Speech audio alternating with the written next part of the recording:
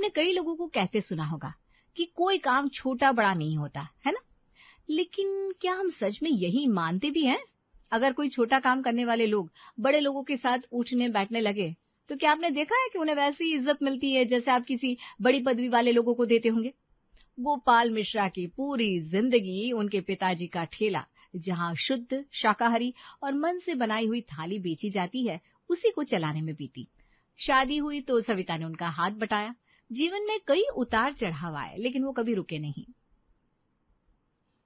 ये लीजिए, ठंडा ठंडा रायता भी तैयार है। कल तो सब कुछ इतनी जल्दी खत्म हो गया था कि कुछ बचा ही नहीं। इतने सालों से मिश्रा जी का ठेला हम चला रहे। हाँ, ज्यादा लोग नहीं, लेकिन हमें लोग जानते तो हैं। माँ जी, आप तो ऐसे बात कर रही हैं जैसे आप कोई 5 स्टार होटल चलाते हैं। देखो संजीदा बहू, हम मजाक नहीं कर रहे हैं। तुम्हारे ससुर जी को आसपास के काफी सारे लोग जानते हैं। माँ जी, हमने कितनी बार कहा है कि ये ठेला लगाना बंद करिए, मुझे बिल्कुल पसंद नहीं है। मेरी सहेलियां, मेरे रिश्तेदार अब मुझे ठेले वाली की बहू हो ना ऐसा कहते हैं। मुझे बहुत गुस्सा आता है। अरे इतने सालों का काम है, अच्छा चल भी रहा है, हम क्यों बंद करें? और फिर इसी से हमने सारा जीवन बच्चों को पढ़ाया लिखाया और शादी भी करवाई। शादी मैंने अपने पैसों से की थी पिताजी, उसका जिक्र मत करिए प्लीज। अब ठेले पर पैसा कमाते हैं और सेवा ज्यादा करते हैं लोगों की। यही तो कमाई की है हमने विक्रम जीवन में। मुझे आपसे बहस करने का कोई शौक नहीं है पिताजी। मुझे ऑफिस के लिए देर हो रही है, अभी कुछ महीने पहले ही मेरा प्रमोशन हुआ है। अरे ये बात तो कई बार बता चुका है, बार बार कहने की जरूरत नहीं है। रोज रोज आप क्यों ये सारी बातें लेकर बैठ जाते भैया? क्यों? तुम्हें अफसोस हो रहा है कि तुमने जीवन में पढ़ाई नहीं की और तुम्हारे भैया इतने आगे बढ़ गए हैं? मुझे अफसोस है सच में कि मेरे पास जब वक्त था तब मैंने पढ़ाई पर ध्यान नहीं दिया, पर मुझे शर्म नहीं है कि मैं पिताजी के साथ ठेले पर काम कर रहा हूँ। वो तो दिख ही रहा है। छोड़ो ना संजीदा, इनको समझाने का कोई फायदा नहीं है, मैं ऑफिस जा रहा हूँ। Bye Vikram, have a nice day. Vikram के छोटे भाई ने ज्यादा पढ़ाई नहीं की, ना ही उसका कभी पढ़ाई में मन लगा, लेकिन उसे इस एक बात का पछतावा हमेशा रहा कि उसने क्यों उस वक्त ध्यान नहीं दिया था। वो अब कुछ सालों से अपने पिताजी के, मिश्रा जी के ठेले पर काम करता था। वैसे तो शिवम की उम्र 28 की हो गई थी, लेकिन उसकी शादी के लिए अभी तक कोई रिश्ता नहीं बैठ रहा था। क्या हुआ, बड़ी बहू की बात का बुरा लगा क्या सविता? सच कहूं तो कभी कभी मुझे लगता है कि विक्रम और शिवम सही कहते हैं। हमारे इस ठेले की वजह से शिवम का रिश्ता कहीं नहीं हो रहा है। हीरे की परख केवल जौहरी ही कर सकता है सविता। शिवम ने ज्यादा ऊंची पढ़ाई नहीं की है, लेकिन वो अनपढ़ नहीं है। ठेले को इतनी अच्छी तरह से संभाला है कि 4 ग्राहक ज्यादा ही आने लगे आजकल। हाथ में ऐसा स्वाद है उसके, जैसे किसी बड़े होटल का बावर्ची हो। अगर उसे सही जीवन साथी मिल जाए तो उसे उड़ने से कोई नहीं रोक सकता। हाँ, आप सही कह रहे हैं, लेकिन ऐसी नजर किसी के पास होनी भी तो चाहिए। तुम भगवान पर भरोसा रखो, वो सब देख रहा है। गोपाल जी और सविता शिवम के भविष्य के लिए बात कर रहे थे कि सामने से एक चमचमाती गाड़ी आकर रुकी, और शायद अप्सरा भी इतनी सुंदर नहीं रही होगी जितनी उस कार से उतर रही लड़की सुंदर थी। उसने सफेद रंग का सूट पहना था और आंखों पर काला चश्मा। अगर कोई उसे देखे तो देखता ही रह जाए, ऐसी तो उसकी मुस्कान थी। वो लड़की कार से उतरी और ठेले की तरफ मुड़ी। उसने हल्के से मुस्कुराते हुए पूछा, आपके यहाँ सारा खाना शाकाहारी है ना? हाँ बेटा, यहाँ किसी भी तरह का कोई मांस, मदिरा, गंदे पदार्थों का उपयोग हम नहीं करते। हाँ, और तुम सफाई भी देख ही सकती हो बेटा। तो मुझे का ऑर्डर देना था आप लोगों को। ऑर्डर? जी, मैंने अपने घर में 101 पंडितों का खाना रखा है, तो मुझे शुद्ध स्वादिष्ट शाकाहारी खाना चाहिए था। मैंने आसपास जब पूछा तो सबने आपका ही नाम लिया, इसलिए मैं यहाँ आई हूँ। फिर तो आप बिल्कुल सही जगह पर आई हैं मैडम। हमारे यहाँ आपको सब कुछ स्वादिष्ट और शुद्ध ही मिलेगा। मेरा नाम रोशनी है, आप मुझे रोशनी कह सकते हैं। ठीक है, आप यहाँ ऑर्डर लिखवा दीजिए, बाकी आपको कुछ भी देखना नहीं पड़ेगा। जी। रोशनी पहली बार शिवम के ठेले पर आई थी और उसे देखकर गोपाल और सविता की नजर बस उसे देख ही रही थी। उसके मन में पहली बार किसी लड़की को देखकर ऐसा उत्साह आया था, लेकिन रोशनी की चमचमाती गाड़ी को देखकर उन्होंने जल्द ही अपने मन को समझा लिया। शिवम दिखा नहीं रहा था, लेकिन रोशनी को भी पहली बार देखते ही उसके मन में कई उमंग जागने लगे थे। लेकिन उसे पता था, चांद की ख्वाहिश करना और उसे पा लेना दोनों अलग बातें होती है। अजीब इंसान है ये शिवम भी। आज के समय में लोग 2 रुपया ज्यादा कमाने के लिए झूठ बोल देते हैं, लेकिन उसने तो एडवांस लेने तक से मना कर दिया। पता नहीं क्यों उसकी बातें बार बार याद आ रही है। अगली सुबह शिवम अपने 2 कर्मचारियों के साथ रोशनी के घर बचा हुआ सामान और कुछ विशेष मिठाइयां पहुंचाने गया, जो कार्यक्रम के बाद भेजनी थी। जैसे ही वो विशाल बंगले के अंदर पहुंचा, उसकी आंखें कुछ पल के लिए ठहर गई। सामने संगमरमर की सीढ़ियां थी, फव्वारे थे, महंगी गाड़ियां खड़ी थी। सच कहते हैं लोग, कुछ लोगों के हिस्से में महल आते हैं और कुछ के हिस्से में मेहनत। मैं तो सब कुछ अच्छा करना चाहती थी, ये सब क्या हुआ? अब बहुत परेशान लग रही है। मुझे पता नहीं था कि पंडितों के आने से पहले घर को शुद्ध करना होता है। हमारे घर में तो गंगा जल तक नहीं है। पापा ने कई बार मंगवाया, लेकिन अभी तक नहीं आया। मैं क्या करूं, कुछ समझ में नहीं आ रहा। अरे कोई बात नहीं, गंगा जल, धूप और तुलसी का इंतजाम मैं कर देता हूँ। आप? लेकिन आपके पास ये सब कहाँ से आया? अब भूल रही है, हम शुद्ध शाकाहारी खाना बनाते हैं, इसलिए पहले गंगा जल से हम भी अपना ठेला पवित्र करते हैं। खाना बनाने के बाद तुलसी पत्र डालते हैं और फिर आगे काम होता है। आप तो किसी फरिश्ते की तरह यहाँ आया है। आप एक काम करिए, ब्राह्मणों का खाना बाहर आपके गार्डन में ठंडे ठंडे पेड़ों की छांव में लगा दीजिए, वहां उन्हें सुकून मिलेगा। यहाँ इस घर में शराब है, वो शायद भोग को स्वीकार न करे। थैंक यू, ये सब मैं अपनी माँ के लिए कर रही हूँ। आज ही के दिन वो हमें छोड़कर चली गई थी। मैं समझ सकता हूँ, आइए मैं मदद कर देता हूँ। कहते हैं प्रेम की शुरुआत हमेशा किसी इजहार से नहीं होती। कभी कभी किसी की आंखों में छुपी हुई सच्चाई, किसी के व्यवहार में बसी हुई सरलता और किसी के चरित्र में बसी हुई पवित्रता धीरे धीरे मन के बंद दरवाजों पर दस्तक देने लगती है। और जब वो दस्तक दिल तक पहुंच जाती है, उस दिन के बाद मुलाकातों का सिलसिला शुरू हो गया। कभी रोशनी ठेले पर आ जाती, कभी किसी बहाने से फोन कर लेती, कभी किसी नई डिश की तारीफ कर देती और कभी घंटों बैठकर गोपाल जी और सविता की बातें सुनती रहती। शिवम, क्या कभी तुम्हें अपने काम से शर्म महसूस हुई? सच कहो? हाँ, पहले होती थी। जब लोग कहते थे देखो ठेले वाले का बेटा आ रहा है, तब बुरा लगता था। लेकिन फिर मैंने अपने पिताजी को देखा, उन हाथों को देखा जिनमें छाले थे, उन आंखों को देखा जिन्होंने अपने बच्चों के सपनों के लिए नींद छोड़ दी। फिर समझ में आया, शर्म काम में नहीं होती, शर्म इंसान के कर्मों में होती है। और फिर जब मैं यहाँ आए हुए संतुष्ट चेहरों को देखता हूँ तो वो शर्म गर्व में बदल जाती है। काश सब लोग तुम्हारी तरह सोचते। उसी रात रोशनी ने अपने दिल के सामने हार मान ली। वो शिवम से प्रेम करने लगी थी। उसके ठेले से नहीं, उसके सच्चाई से, उसकी गरीबी से नहीं, उसके स्वाभिमान से। लेकिन प्रेम की राह आसान कब होती है? कुछ दिनों बाद रोशनी ने अपने पिता को सब सच बता दिया। क्या कहा तुमने? एक ठेला चलाने वाला लड़का, उससे शादी करोगी तुम? वो सिर्फ ठेला नहीं चलाता पापा, वो अपने परिवार का सम्मान संभालता है। बस ये फालतू की बातें मत करो। 2 दिन खाना नहीं मिलेगा और गरीबी में रहना पड़ेगा, तब प्रेम और ये सब कुछ पागलपन लगने लगेगा। तुम्हें अंदाजा भी है तुम किस घर की बेटी हो? मुझे इस बात का अंदाजा है कि मैं किस इंसान से प्रेम करती हूँ। ये शादी कभी नहीं होगी, कभी नहीं। मेरे होते हुए मैं ये कभी नहीं होने दूंगा। उस रात पूरे घर में तूफान आ गया। रिश्तेदार बुलाए गए, रोशनी को समझाया गया, डराया गया। लेकिन प्रेम जब आत्मा से जुड़ जाए तब दुनिया भर की आवाजें भी उसे डिगा नहीं पाती। कुछ दिनों बाद रोशनी एक छोटे से बैग के साथ मिश्रा परिवार के घर के सामने खड़ी थी। उसकी आंखें रो रही थी, लेकिन उसके कदम कांप नहीं रहे थे। बेटा क्या हुआ? माँ जी, आज मैंने सब छोड़ दिया, अपना घर, अपनी दौलत, अपना नाम, सब कुछ। लेकिन मैंने शिवम का साथ नहीं छोड़ा। बेटा ये तुमने क्या कर दिया?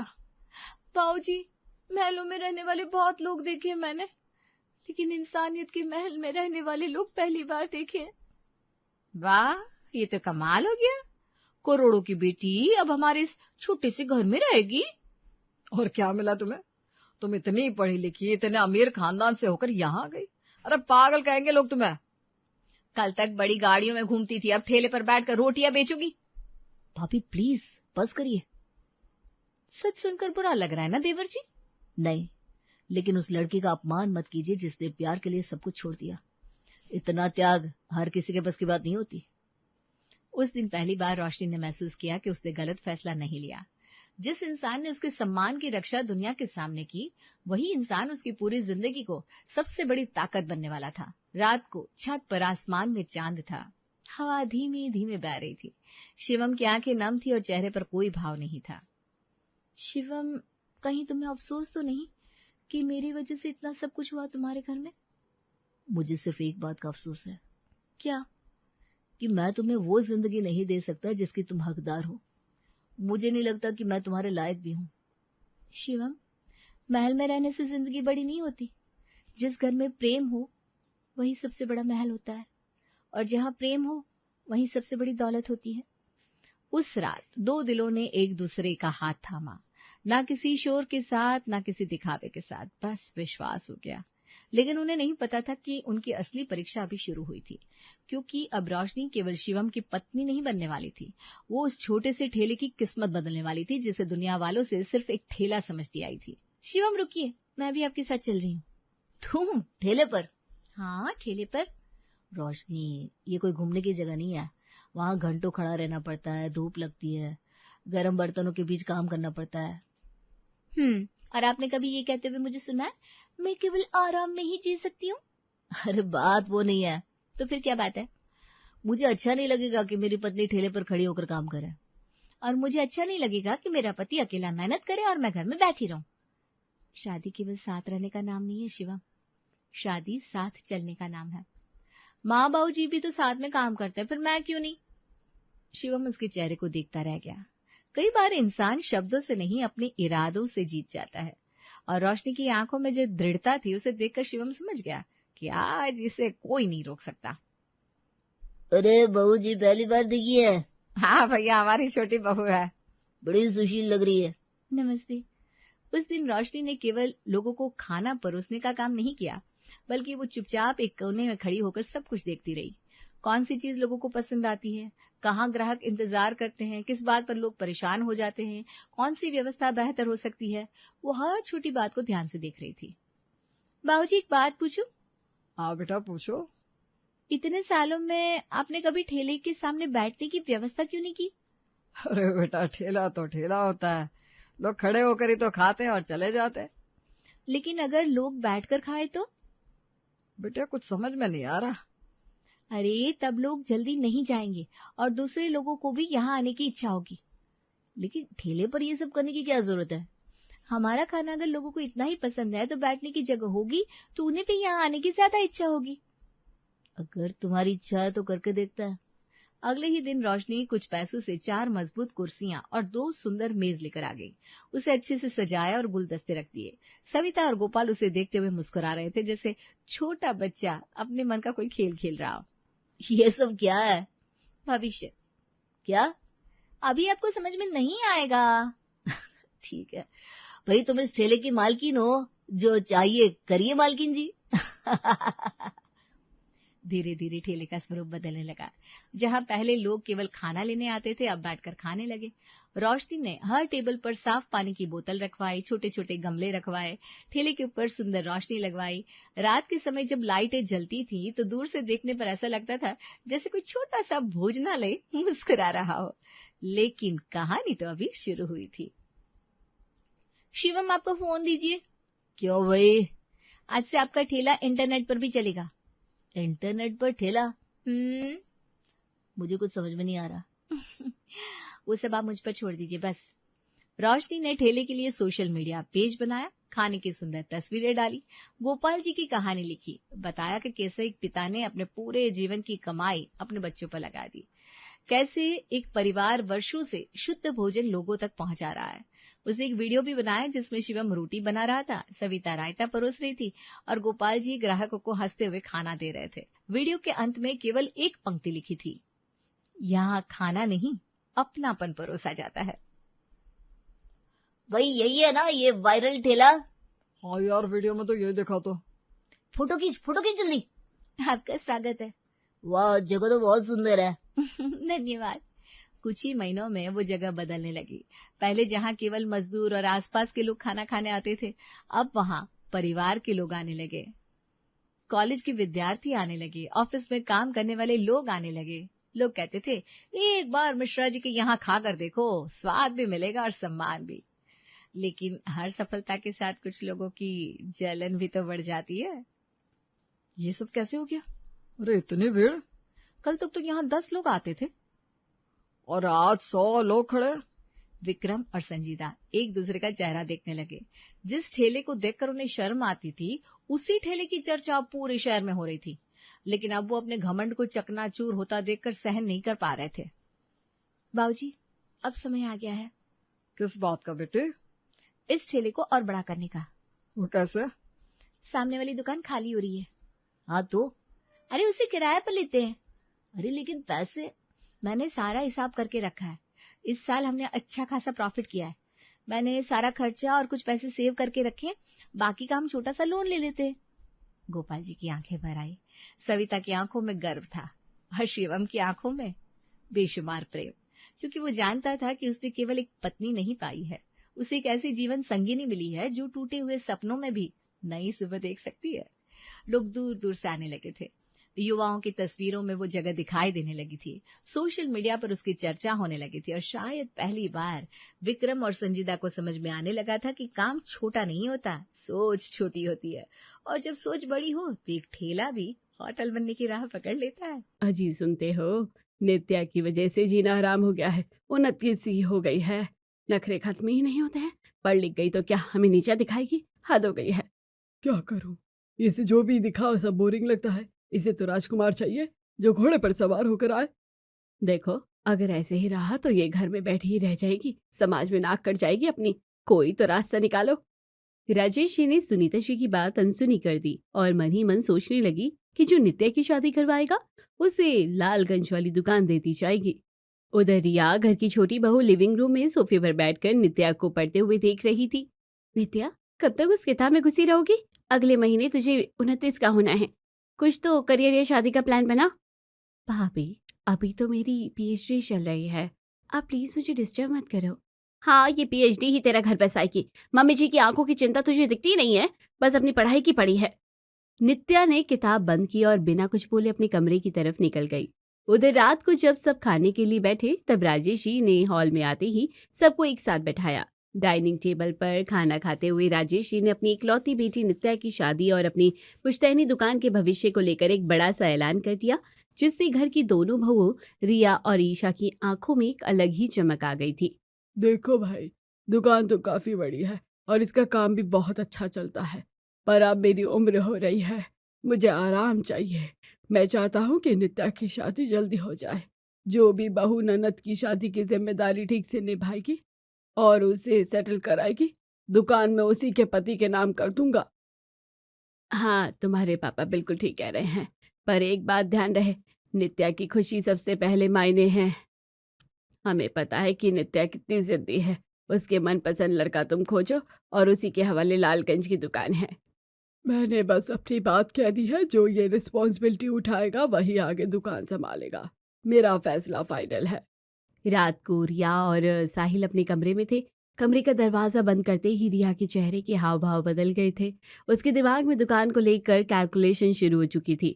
साहिल, तुमने सुना पापा क्या कह रहे थे? जो नित्या की शादी की पूरी जिम्मेदारी उठाएगा दुकान उसी को मिलेगी। ये मौका हाथ से जाने नहीं देना है, हमें कुछ न कुछ तो करना पड़ेगा। मैंने सुना है रिया, पर दुकान के चक्कर में नित्या को परेशान करना ठीक नहीं होगा। वो भी अपनी पढ़ाई में कितनी सीरियस है। तुम्हें पता ही है, वो शादी के लिए शायद अभी हाँ भी ना कहे। पढ़ाई तो चलती रहेगी, लेकिन अगर दुकान हाथ में आ गई तो हमारी लाइफ सेटल हो जाएगी। तुम बस इतना बताओ, क्या तुम मेरा साथ दोगे? मुझे बस तुम्हारा सपोर्ट चाहिए। मैं एक ऐसा मास्टर प्लान बना रही हूँ ना कि वो मना ही नहीं कर पाएगी। तुम्हारी बातें सुन के तो लगता है कि तुमने सब पहले से ही सोच रखा है। ठीक है, जैसा तुम कहो, मैं तुम्हारे साथ हूँ। बस इतना ध्यान रहे कि बाद में कोई बवाल ना हो और पापा जी को शक ना हो जाए। अगली दोपहर किचन में ईशा और करण एक दूसरे से काफी नजदीक होकर बातें कर रहे थे, ताकि किसी को कानो कान खबर ना हो। ईशा के हाथ में चाय का कप था, पर उसका ध्यान सिर्फ उस दुकान पर था। तुमने गौर किया, पापा का सीधा सा पॉइंट है, जो नित्या की शादी कराएगा दुकान उसी की। रिया भी इसे प्लानिंग में लग गई है। उसके हाव भाव देखकर लग रहा है कि वो कुछ बड़ा करने वाली है। हमें उससे ज्यादा स्मार्ट बनना पड़ेगा। मुझे अच्छे से पता है, लेकिन रिया अभी से जिस तरह से एक्साइटेड दिख रही है ना, मुझे डर है कि वो बाजी ना मार जाए। हमें उससे आगे सोचना होगा। स्मार्ट तो ठीक है, लेकिन नित्या को मनाना भी तो बड़ी सिरदर्दी है। तो किसी की नहीं सुनती। उसे मनाना लोहे के चने चबाने जैसा है। मुझे नहीं लगता ये इतना आसान होने वाला है। वो समय संभालूंगी, मुझे बस तुम्हारा साथ चाहिए। हमें नित्या को कन्विंस करना होगा और वो किसी ऐसे लड़के से मिले जिसे हम चुनेंगे। अगर वो हमारी पसंद मान गई तो पापा खुश होकर दुकान हमारे नाम कर देंगे। तुम कुछ ज़्यादा ही सीरियस हो रही हो। खैर, जो ठीक लगे वही करो। मैं तो तुम्हारे साथ ही हूँ, पर देख लेना कहीं रिया हमें मात ना दे दे।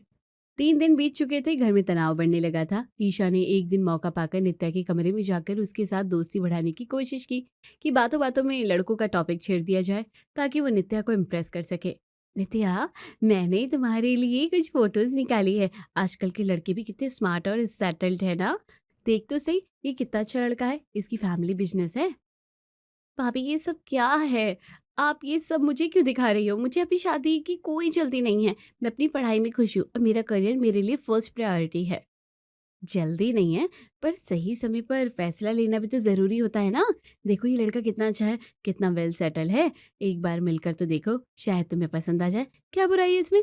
भाभी, प्लीज़ आप अपनी एनर्जी कहीं और लगाइए। मैं अपनी पढ़ाई और करियर पर फोकस कर रही हूँ। मुझे अभी ये सब नहीं चाहिए और प्लीज़ मुझे बार-बार डिस्टर्ब मत कीजिए। ईशा वहाँ से उठकर बाहर आ गई और बहुत चिढ़ गई क्योंकि उसकी सारी मेहनत बेकार होती दिख रही थी। उसे लग रहा था कि नित्या बहुत चालाक है। 1 हफ्ता गुजरने के बाद घर का माहौल पूरी तरह से साजिशों का अड्डा बन चुका था। रिया और साहिल एक कोने में बैठकर अपनी अगली चाल चल रहे थे। साहिल, मैंने सोचा है कि क्यों ना उसे किसी बहाने बाहर लेकर आऊं। अगर वो घर से बाहर जाएगी तो माहौल बदलेगा और शायद वो शादी के लिए भी हाँ बोल दे। घर के अंदर तो वो किसी की सुनती नहीं है। बाहर ले जाकर क्या करोगी? उसे पता चलेगा कि वो घर में भी तमाशा खड़ा कर देगी। रिस्क तो बहुत है इसमें, और पापा जी को पता चला ना तो हम दोनों का पत्ता कट हो जाएगा। तमाशा नहीं होगा, बस एक छोटी सी मुलाकात होगी। मैंने कुछ लड़कों का अरेंजमेंट भी कर लिया है। एकदम प्रोफेशनल टाइप के लड़के हैं। बस तुम मुझे सपोर्ट करना और पापा के सामने ऐसा दिखाना जैसे हम दोनों बस उसकी खुशी चाहते हो। ठीक है, जैसा तुम कहो, बस ध्यान रहे कि कोई गड़बड़ ना हो। तुम अपना बजट संभालना, मैं बाकी सब देख लूंगा। उसी शाम ईशा ने भी अपनी कमर कस ली थी। उसने कुछ फिल्मी स्टाइल के तरीके अपनाए ताकि वो नित्या को इमोशनल ब्लैकमेल कर सके। देख लिया करण, नित्या को मनाना आसान नहीं है। अब मुझे कुछ ठोस करना होगा। मुझे लगता है हमें उसे किसी बड़े इवेंट या फंक्शन का लालच देना होगा जहां वो लड़कों से मिल सके। तुम जो भी करो सोच समझ कर करना। मुझे नहीं लगता कि वो इतनी आसानी से किसी की बात में आ जाएगी। वो तो वक्त ही बताएगा। मुझे बस वो दुकान चाहिए और इसके लिए मैं किसी भी हद तक जा सकती हूँ। घर में दोनों बहुओं के बीच कंपटीशन बढ़ गया था और दोनों अपने अपने तरीकों से नित्या को शादी के लिए तैयार करने में जुट गई थी। नित्या सब कुछ जानते हुए भी शांत थी और अपने कमरे में चुपचाप बैठी रहती थी। अगले दिन रिया एक कैफे में बैठी थी जहाँ उसने 4 लड़कों को इंटरव्यू के लिए बुलाया था। ये 4 लड़के आर्यन, कबीर, जैद और नील रिया के मास्टर प्लान का हिस्सा बनने वाले थे। देखो लड़कों, मुझे सिर्फ एक ऐसा लड़का चाहिए जो नित्या को इम्प्रेस कर सके। उसे महंगे तोहफे देना, लॉन्ग ड्राइव पर ले जाना और उसकी पसंद की बातें करना, ये सब तुम्हें आना चाहिए। जो सबसे पहले कामयाब होगा उसे पैसे डबल मिलेंगे। मैडम, ये तो मेरा रोज का काम है। आप बस नाम और पता बताइए, हम उसे ऐसे इम्प्रेस करेंगे कि वो खुद कहेगी कि मुझे इसी से शादी करनी है। लेकिन मैडम, अगर वो हमें रिजेक्ट कर दे तो फिर पेमेंट का क्या होगा? रिजेक्शन की गुंजाइश मत रखना। मुझे रिजल्ट चाहिए। पैसे की चिंता तुम मत करो। काम हुआ तो पैसा पूरा मिलेगा। उधर ईशा भी पीछे नहीं थी। उसने घर में नित्या के कमरे का दरवाजा खटखटाया। उसके हाथ में एक इटालियन डिश का पैकेट था। नित्या, तू पढ़कर थक गई होगी। देख, मैं तेरे लिए इटालियन खाना लाई हूँ। मुझे पता है तुझे ये बहुत पसंद है। चल साथ में खाते हैं।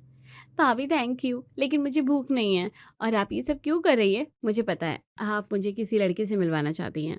अरे नहीं पापा, तू गलत सोच रही है। मेरा इरादा बस इतना है कि तू थोड़ा रिलैक्स कर। देख, बाहर की दुनिया कितनी अच्छी है। मैं भी पहले ऐसे ही थी, फिर शादी के बाद लाइफ कितनी बदल गई। तू तो बहुत लकी है जो तुझे अच्छा घर मिलेगा। भाभी, आप अपनी एनर्जी बचा कर रखिए। मुझे सब पता है कि आप लोग दुकान के लिए ये सब कर रहे हैं। ये सब करना बंद कर दीजिए। नित्या ने खाना लेने से मना कर दिया और ईशा वहां से झल्ला कर बाहर आ गई। उसे समझ आ गया कि नित्या बहुत स्मार्ट है और वो आसानी से किसी की झांसे में नहीं आएगी। रिया अपने कमरे में वापस आई और साहिल से फोन पर बात कर रही थी। साहिल, मैंने 4 लड़कों को हायर कर लिया है। वो एकदम मॉडल जैसे दिखते हैं। अगर नित्या एक बार भी उनमें से किसी को देख लेगी ना तो उसका मन बदल जाएगा। तुम बस बजट का इंतजाम रखना। रिया, ये बहुत बड़ा रिस्क है। अगर पापा को पता चला ना कि हमने बाहर के लड़कों को घर में घुसाया है तो हम बाहर हो जाएंगे। पापा को पता नहीं चलेगा। हम उन्हें दिखाएंगे कि वो नित्या का फ्रेंड है। तुम बस पैसों की चिंता छोड़ो। हमें दुकान चाहिए। साहिल, दुकान मिल गई तो फिर ये सब छोटे खर्चे कुछ भी नहीं होंगे। ठीक है, जैसा तुम कहो। बस ध्यान रखना कि लड़के घर में हंगामा ना करे। उसी शाम ईशा ने अपने पति करण के साथ बैठक में बैठकर काफी लंबी बहस की। करण रिया को ज्यादा ही एक्टिव हो गई है, उसने पक्का कुछ ना कुछ जुगाड़ कर लिया है, हमें कुछ ठोस कदम उठाना होगा। अगर उसने नित्या को मना लिया तो दुकान हमारे हाथ से निकल जाएगी। तुम क्या चाहती हो, हम भी लड़के ढूंढे? ये सब बहुत कॉम्प्लिकेटेड हो रहा है। कॉम्प्लिकेटेड नहीं, ये बिजनेस है। अगर हम दुकान चाहते हैं तो हमें नित्या को इमोशनली ब्लैकमेल करना होगा। वो पढ़ती है, उसे करियर की चिंता है। हम उसे दिखाएंगे कि शादी के बाद भी वो अपनी पढ़ाई जारी रख सकती है। उसे सपोर्ट का लालच दो। ठीक है, मैं कोशिश करूंगा, पर अगर नित्या ने हमें डांट दिया तो मैं बीच में नहीं आऊंगा। अगले हफ्ते रिया ने अपना पहला कार्ड खेला। उसने नित्या को एक फिल्म दिखाने के बहाने मॉल घुमाया, जहाँ पहले से ही आर्यन मौजूद था। नित्या चल ना यार, बहुत बोर हो गई है तू, एक मूवी देख लेते हैं, फिर शॉपिंग करेंगे। देख टिकट भी बुक हो गई है। भाभी मुझे नहीं जाना है, मेरी क्लास है। क्लास कल भी हो जाएगी, एक दिन की छुट्टी ले ले। पापा ने भी कहा है कि थोड़ा तू बाहर निकला कर, चल मना मत कर। मॉल में फिल्म शुरू होने से पहले रिया ने जानबूझकर आर्यन को वहां बुलाया। आर्यन बहुत स्टाइलिश लग रहा था और उसने नित्या के पास आकर बैठना शुरू किया। एक्सक्यूज मी, आप क्या नित्या है? मैंने सुना है आप लिटरेचर में रिसर्च कर रही है। कमाल है, मुझे भी राइटिंग का बहुत शौक है। नित्या ने आर्यन को एक नजर देखा और तुरंत समझ गई कि ये रिया का ही भेजा हुआ आदमी है। उसने बिना कुछ बोले अपना बैग उठाया और थिएटर से बाहर निकल गई। रिया उसके पीछे भागती हुई आई। क्या हो गया नित्या? वो तो बहुत अच्छा लड़का था, तूने उससे बात क्यों नहीं की? भाभी मुझे पता है ये सब क्या है, आप लोगों ने इस लड़के को पैसे दिए ना। ये सब ड्रामा बंद करिए, मैं कोई गुड़िया नहीं हूँ जिसे आप जहाँ चाहे सेट कर दे। रिया को लगा कि उसकी पूरी मेहनत बेकार गई और आर्यन के पैसे भी पानी में चले गए। वो बहुत हताश हो गई। उसी रात ईशा ने अपनी चाल चली। उसने घर के आंगन में नित्या के लिए उसकी पसंदीदा चाय और स्नैक्स लगाए। नित्या सुनना, मैं जानती हूँ कि तुझे हम दोनों की हरकतें पसंद नहीं आ रही है। देख, लेकिन लाइफ में कभी ना कभी तो सेटल होना ही पड़ता है ना। मैं तुझे प्रॉमिस करती हूँ, शादी के बाद तेरी पढ़ाई में मैं पूरी मदद करूँगी। भाभी आप लोग मुझे समझने की कोशिश क्यों नहीं करते हैं? मुझे अभी शादी नहीं करनी है। मेरी लाइफ में अभी बहुत कुछ है जो मुझे अचीव करना है। अचीव तो तू शादी के बाद भी कर सकती है। देख तू कितनी समझदार है। पापा को दुकान का लालच है, वो तो रहेगा ही, लेकिन मैं चाहती हूँ कि तू किसी अच्छे लड़के के साथ अपनी लाइफ शुरू करे। नित्या ने बस एक गहरी सांस ली और अपने कमरे की तरफ चली गई। ईशा को लगा कि शायद उसकी बात का असर हुआ है, लेकिन असल में नित्या को उन दोनों की ये चालें बहुत बोरिंग और बचकानी सी लग रही थी। साहिल और रिया अपने कमरे में बैठकर हिसाब लगा रहे थे। अब तक रिया ने आर्यन, कबीर और जैद को काफी पैसे दे दिए थे, लेकिन नित्या पर कोई ऐसा नहीं हुआ। दिया ये पैसे बर्बाद हो रहे हैं, 3 लड़के हो गए हैं, लेकिन कोई भी इम्प्रेस नहीं कर पाया। अब और बजट नहीं है हमारे पास। मैं क्या करूं? वो किसी की सुनी ही नहीं रही है। लगता है हमें उसे किसी और तरीके से फंसाना होगा। मुझे लगता है कि हमें उसे किसी शादी या पार्टी में ले जाना चाहिए जहां लड़कों की भीड़ हो। और कितने पैसे खर्च करने हैं? दुकान का मुनाफा भी आया नहीं है और खर्चे बढ़ते जा रहे हैं। बस एक और चांस साहिल, अगर ये काम नहीं हुआ ना तो हम मान लेंगे कि दुकान हमारी किस्मत में नहीं है। करण और ईशा भी पास वाले कमरे में यही बात कर रहे थे। ईशा तुम छोड़ो इसे, नित्या के नखरे खत्म होने वाले नहीं है। दुकान के चक्कर में हम अपनी सारी सेविंग्स खत्म कर रहे हैं। नहीं, मैं हार नहीं मानूंगी। रिया ने बहुत पैसा बहाया है, हमें उससे ज्यादा दिमाग लगाना होगा। अगर वो बाहर के लड़कों को ला रही है तो हम उसे अपनी पसंद के किसी लड़के से मिलवाएंगे जो परिवार का जानकार हो। परिवार का जानकार? ऐसा कौन है? मैं ढूंढ लूंगी, बस तुम मुझ पर भरोसा रखो। हमें किसी भी तरह दुकान हथियानी है, चाहे कुछ भी हो जाए। अगले दिन घर में हड़कंप मच गया। दोपहर के समय घर में कुरियर वाला आया जिसमें नित्या के लिए कुछ डॉक्यूमेंट्स थे। नित्या घर पर नहीं थी, इसलिए सुनीता जी ने वो पैकेट खोल दिया।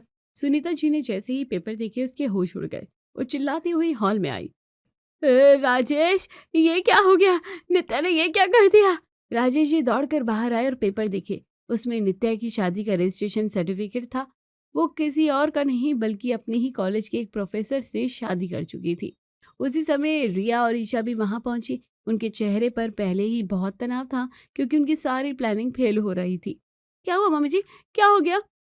पढ़ो खुद, तुम्हारी ननद ने हम सबको बेवकूफ बना दिया है। उसने कोर्ट मैरिज कर ली है, वो भी 3 महीने पहले। रिया और ईशा के पैरों तले जमीन खिसक गई। उनकी सालों की मेहनत, इतने पैसे और इतना ड्रामा, सब एक पल में सब खत्म हो गया था। क्या ये कैसे हो सकता है? हमने जितने लड़के दिखाए, तब प्लान बनाया, वो किसी और से कैसे प्यार कर सकती है? तभी घर का दरवाजा जोर से खटखटाया गया। बाहर आर्यन, कबीर, जैद और नील खड़े थे। वो रिया के घर के अंदर आ गए और हंगामा करने लगे। मैडम कहाँ हैं पैसे? हमने आपका काम किया है, नित्या को इम्प्रेस करने की कोशिश की, पर अब नित्या घर से जा चुकी है, हमारे पैसे निकालिए। हाँ, हमने टाइम दिया और फ्यूल खर्च किया, पेमेंट पूरा चाहिए वरना हम यही बैठेंगे। साहिल बाहर आया और लड़कों को देखकर घबरा गया। तुम लोग क्या क्यों आए हो? हमें कोई काम नहीं करना है, यहाँ से जाओ। काम तो कर दिया हमने, अब पेमेंट चाहिए। रिया मैडम ने कहा था कि काम हो या ना हो पैसे पूरे मिलेंगे। रिया फूट फूट कर रोने लगी। उसे समझ आ गया था कि उसने न सिर्फ दुकान खो दी बल्कि अपना पैसा भी बर्बाद कर दिया और साहिल के सामने भी उसकी पोल खुल गई। ईशा और करण एक कोने में खड़े थे। वो अपनी हताशा में डूबे हुए थे। देखा ईशा, तुमने कहा था कि तुम सब संभालोगी, अब देखो सब कुछ बर्बाद हो गया ना दुकान मिली ना नित्या का साथ मिला और ऊपर से ये लड़के हंगामा कर रहे हैं। मुझे नहीं पता था कि नित्या इतनी आगे निकल चुकी है। हम दोनों मूर्ख बन गए। हम उसे कंट्रोल करने की कोशिश करते रहे जबकि वो अपनी लाइफ में जी रही थी। राजेश जी गुस्से में सोफे पर बैठ गए। उन्हें अपनी दोनों बहुओं की हरकतों का पता चल गया था। तुम दोनों को क्या लगा था कि मैं अंधेरा देख रहा था? मुझे पता था कि तुम लोग दुकान के पीछे भाग रही हो, इसलिए मैंने दुकान के लिए शर्त रखी कि ताकि तुम लोगों का असली चेहरा सामने आ सके। मुझे पता था कि नित्या शादी नहीं करेगी, वो पहले ही अपनी पसंद का जीवन साथी चुन चुकी थी। मैंने बस ये ड्रामा तुम दोनों का लालच देखने के लिए किया था। साहिल और रिया, ईशा और करण सब स्तब्ध रह गए थे। उनका लालच ही उनके हार का कारण बन गया था। तो मैडम पैसे कौन दे रहा है? साहिल ने गुस्से में रिया की तरफ देखा और उसे अंदर खींच कर ले गया। अंदर चलो रिया, अब जो भी होगा तुम भुगतोगी। दुकान का सपना तो गया, साथ में हमारी सारी इज्जत भी चली गई। साहिल और रिया कमरे में घबराहट में थे। तभी दरवाजे पर जोर से दस्तक हुई। बैंक स्टेटमेंट और रसीदें हाथ में लेते ही साहिल के चेहरे का रंग उड़ गया। रिया, ये क्या किया तुमने? ये 4 लड़के आर्यन, कबीर, जैद और नील, हर दिन का 15 से 20 हजार का खर्चा, कभी रेस्टोरेंट के नाम पर तो कभी महंगे तोहफों और लॉन्ग ड्राइव के नाम पर। आज फाइनली इनका हिसाब जोड़ा तो मेरे तो होश ही उड़ गए। मैंने भी अभी कैलकुलेटर उठाया था, अलग अलग टुकड़ों में दिए गए पैसे मिलाकर 3 लाख के आसपास पहुंच गए हैं। मुझे लगा था ये सब छोटा खर्चा है। 3 लाख? क्या पागल हो गई हो तुम? इतने पैसे हमने बस इन किराए के लड़कों पर फूंक दिए और बदले में हमें क्या मिला? कुछ भी नहीं। नित्या तो अपनी लाइफ जी के निकल गई और हम यहाँ कर्ज में डूब गए। मुझे लगा था दुकान का मुनाफा आएगा तो ये सब चुटकी बजाते कवर हो जाएगा। अब वो लड़के बाहर दरवाजे पर खड़े हैं, बोल रहे हैं कि आज फुल एंड फाइनल पेमेंट चाहिए। अगर पैसे नहीं दिए तो वो घर के अंदर शोर मचाएंगे।